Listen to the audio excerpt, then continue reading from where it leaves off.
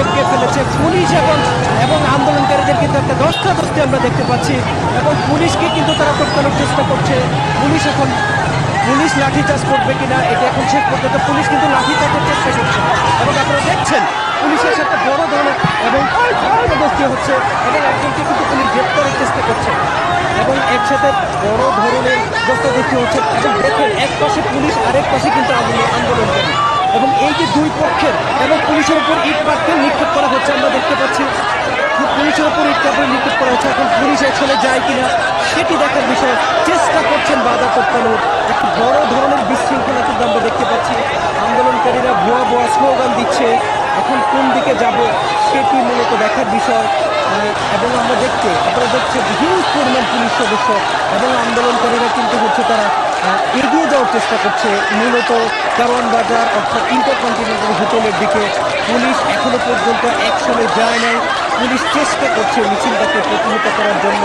শেষ পর্যন্ত কী হয় সেটি হয়তো দেখার বিষয়, কোথায় গিয়ে ঠেকবে সেই পর্যন্ত চেষ্টা করছে। আপনারা দেখছেন পুলিশকে টপকে বাধা টপকে কিন্তু তারা আসার চেষ্টা করছেন এবং আপনারা দেখছেন কি পরিমাণ আন্দোলনকারী, এক পাশে আন্দোলনকারী আরেক পক্ষে পুলিশ, তারা একজন আরেকজনকে টপকানোর চেষ্টা করছে।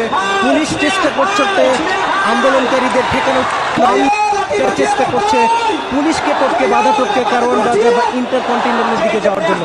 এবং আপনি যে পরিমাণ শিক্ষার্থী বা আন্দোলনকারী এখানে দেখা যাচ্ছে এখনো পর্যন্ত পুলিশ অ্যাকশনে যায়নি।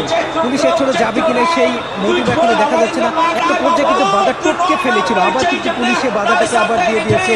বিভিন্ন কিছু কিন্তু নিক্ষেপ করা হচ্ছে পুলিশের দিকে এবং যে পরিমাণ শিক্ষার্থী এখানে একত্রিত হয়েছে পুলিশ কিন্তু দুই পাশ থেকে কর্ডন করে রেখেছে এবং দেখতে পাচ্ছেন আরো একবার বড় সরে চেষ্টা করা হচ্ছে এবং পুলিশ সদস্য কিন্তু সরে যেতে বাধ্য হচ্ছেন এবং শিক্ষার্থীরা সেই কর্ডন ভেঙে ফেলেছেন।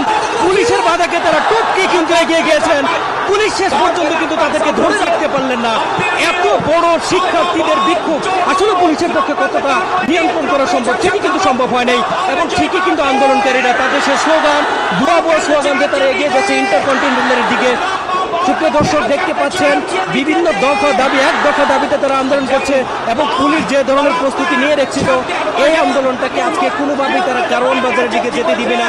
কিন্তু আন্দোলনকারীরা সেই বাধা টপকিয়েছেন শেষ পর্যন্ত এবং তারা নানা স্লোগান দিচ্ছেন, তাদের দাবি দেওয়া তারা তুলে ধরছেন এবং তারা কিন্তু এগিয়ে যাচ্ছেন ইন্টারকন্টিনেন্টালের দিকে। আপনি দেখতে পাচ্ছেন পুলিশের জল কামান এবং রায়টও কিন্তু প্রস্তুত করা আছে এবং মিছিলটি কিন্তু এখন আস্তে আস্তে এগিয়ে যাচ্ছে ইন্টারকন্টিনেন্টালের দিকে। পাশেই কিন্তু পুলিশ সদস্যরা দাঁড়িয়ে আছে, পুলিশ সদস্যরা দুই পাশে দাঁড়িয়ে আছেন এবং অপর পাশে পুলিশের আরো একটি বড় কর্ডন দেখা যাচ্ছে এবং সাধারণ শিক্ষার্থীরা কিন্তু সেই শাহবাগ ইতিমধ্যে তারা দখলে নিয়েছেন এবং শাহবাগ কিন্তু এখন আন্দোলনকারীদের দখলে এবং পুলিশের রায় এবং আন্দোলনকারীরা কিন্তু বলেছিলেন তারা আপনি শাহবাগে থাকবেন, এখন পর্যন্ত তারা শাহবাগে আছেন এবং তারা বাধাটা টপকে মেট্রো রেলের নিচে তারা এখন অবস্থান করছেন। একটি অংশ আরেকটি অংশ কিন্তু ঠিক শাহবাগের মাঝখানে অবস্থান করছেন এবং নানা ধরনের স্লোগান দিচ্ছেন।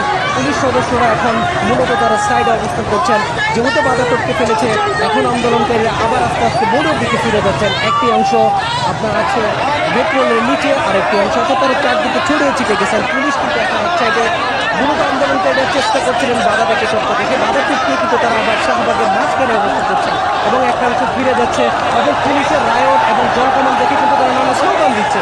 আপনি দেখতে পাচ্ছেন যে কি পরিমাণ শিক্ষার্থী, বিক্ষুব্ধ শিক্ষার্থী নানা স্লোগান দিচ্ছেন এবং তাদের কথা কোনো বাধাই তাদেরকে দমাইতে পারবে না এবং তাদের যে গতানুগতিক সেই স্লোগান ভুয়া সেটি কিন্তু দেখছেন আপনারা। ভুয়া স্লোগানে তারা কিন্তু একসাথে সবাই কিন্তু জনসর এসে তাদের স্লোগান ব্যক্ত করছেন ভুয়া বলে। মূলত তারা আগেই বলেছিলেন যে কোনো বাধাই তাদেরকে আটকাতে পারবে না তাদেরই আন্দোলন থেকে এবং তাদের একটা বাংলা ব্লকের কর্মসূচি করছে। আপনি জানেন যে এই বছর 1 জুলাই থেকে সাধারণ শিক্ষার্থীরা